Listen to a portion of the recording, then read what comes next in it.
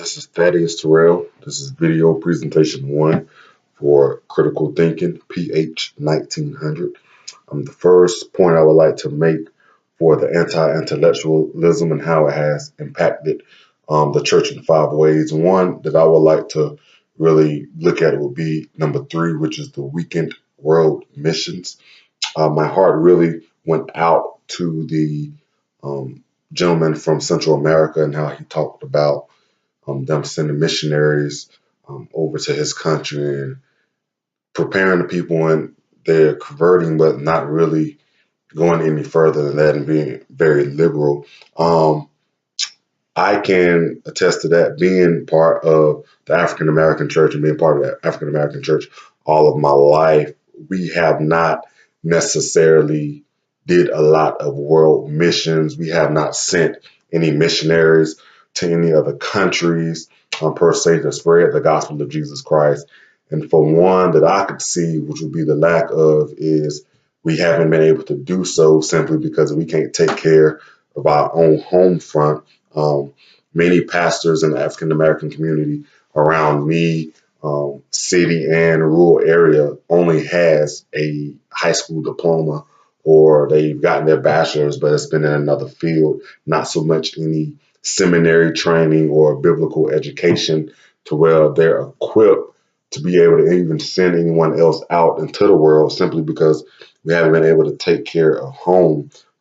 My thing was, how can we really develop someone else in another country when we're still trying to develop ourselves as a pastor or as our own flock that we're trying to shepherd to know Jesus Christ better.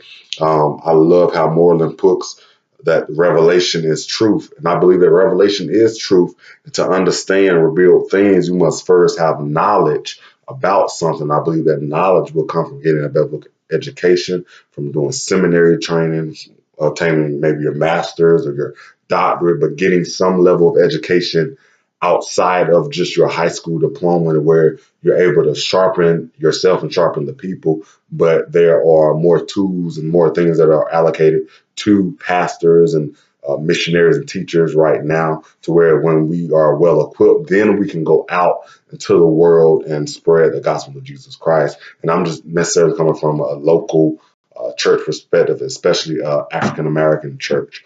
My second point would be a loss of boldness in confronting the idea structures in our culture. For this one, I feel that the church has lost a sense of boldness. As I say, like the old church, I know I'm only 24, but I've heard stories in just past history of how the church conducted itself back in the day, as they say, and how we conduct ourselves now in the church. The idea of that boldness has truly disintegrated and just kind of went away. I believe that if we are going to stand bold and confront different ideas, we have to first know what it is that we're talking about. We have to have good teaching, rather that's going and sitting up under a great seasoned pastor. I love how Moreland talks in his book about someone being in teaching a class on apologetics. I believe that that is very true for the church. To be able to be bold and stand firm in your faith, you first have to be able to defend your faith. And I know that a lot of us are not in a position to defend our faith. And the man who had been saved for about 10 years and was on his job and never had an opportunity to even express his love of Jesus Christ, and be able to shepherd and walk somebody and try to convert them to Christianity, because he felt that he was scared if someone was to ask him a question. And that is very true. I know when I first started my Christian journey, I was so on fire, but I didn't know enough to be able to back down what I wanted to. And we'll find that in a lot of other faiths, particularly like the Muslim faith, they can back you down and they can try to corner you, with Jehovah's Witnesses. They can back you down and corner you and pop out questions after questions after questions. But they are ready and they are prepared because they've had training. They know their word like the back of their hand. And if anything comes out of left field, they're ready to have an answer for it. And as us in Christianity, a lot of us, especially new converts, you could not have a lot of answers. You're on fire for Christ, but you don't know enough.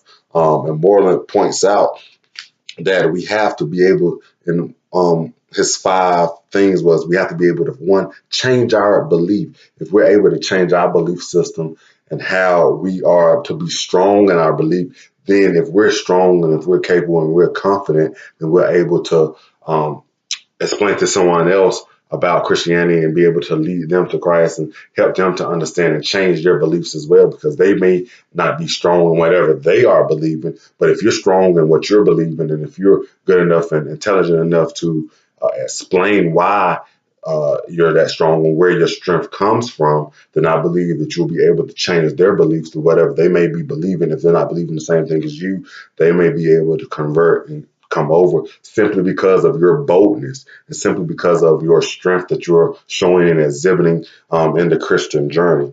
And that's all I had for today.